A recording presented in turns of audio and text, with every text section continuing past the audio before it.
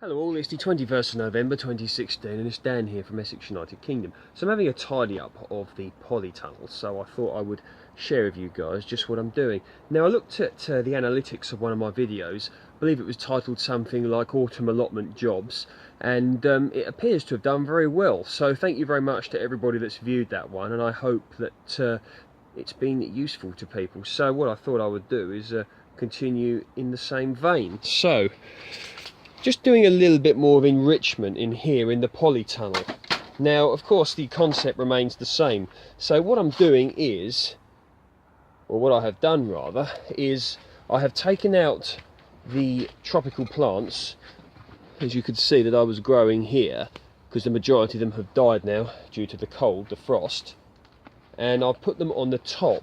Now what I'm going to do is cover this with cardboard, and this will then rot down in order to further enrich the soil with things like potassium and nitrogen and that sort of thing, because I want to have good crops here next year.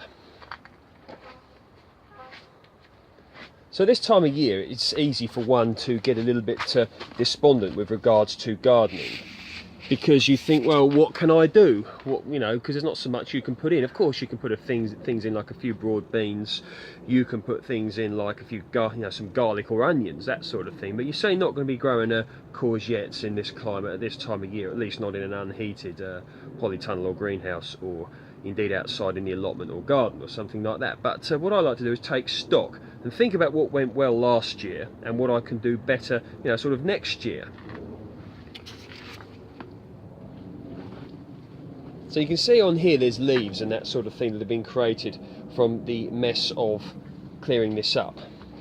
So what I'm going to do is chuck them on the top as well.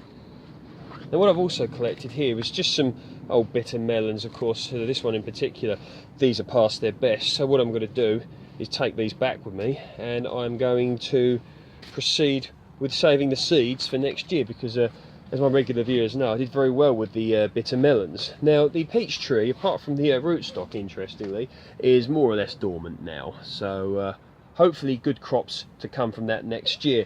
Now my long-term viewers may remember that when I set this, I put it in a mixture of fish blood and bone, well-rotted compost, good old-fashioned sort of well-rotted horse manure, and I put a bit of calcified seaweed in there as well for a few extra nutrients, and did incredibly well, this tree, this year. And you can see the new growth that it's put out, and I had about 50 peaches, I believe, off of this tree.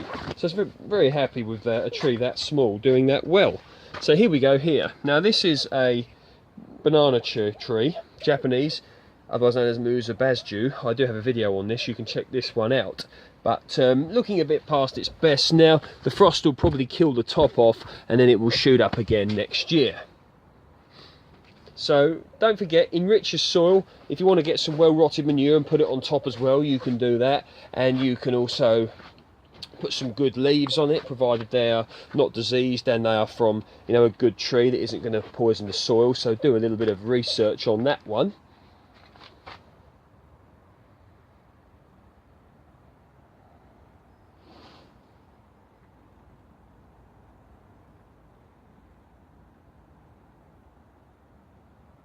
Okay then, take care, speak soon.